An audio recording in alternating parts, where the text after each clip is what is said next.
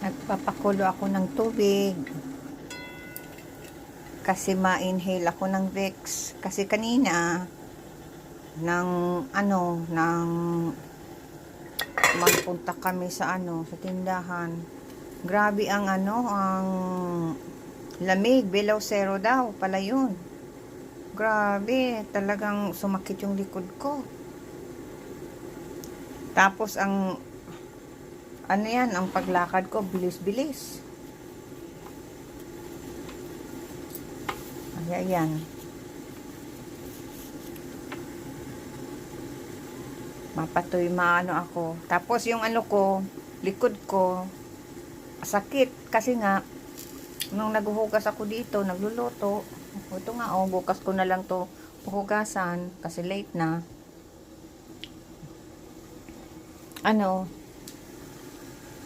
Pinawisan ako, nakalimutan kong maglagay ng tuwalya sa likod. Nakalimutan kong magpalagay. Yun, natuyo yung pawis ko sa likuran ko. Nagsok sa bra. Natuyo. Yun. Nagsakit na yung likod ko. Kaya nagbili ako ng salumpas. Pagkatapos nito, mag-inhale ako ng Vicks. Kasi grabe kanina talaga ang lamig. Sobra. First time ko na naman na maglabas ng magpuntang tindahan. Tagal bago ako nakalabas. Maglakad puntang tindahan. Mga 1 month. Tapos,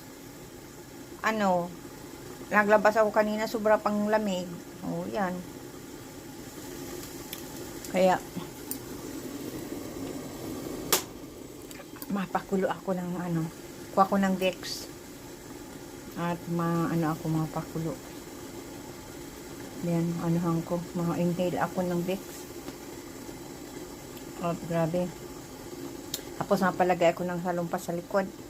Tapos tulog na kasi bukas ko na tuhugasan. Kasi late na. Late ang alis na G. Yan, bukas na lang kumagawa ng kalamay. At itataas ko din tong paa ko kasi siyempre sobrang tindig. Sobrang pag naluto ka, nakatindig ka palagi.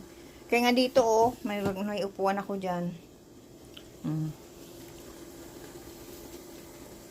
Yan, nandyan huga. Kaya bukas na lang ito. Mahugas ako. Pagising ko sa umaga. Para yan. Itataas ko pa ako. Tapos, yan. Palagay ko sa lumpas. Yan. At least, tapos na ang ko ngayon. Gabi. Gawain. Okay. Ma-inhale na ako ng Vicks ko.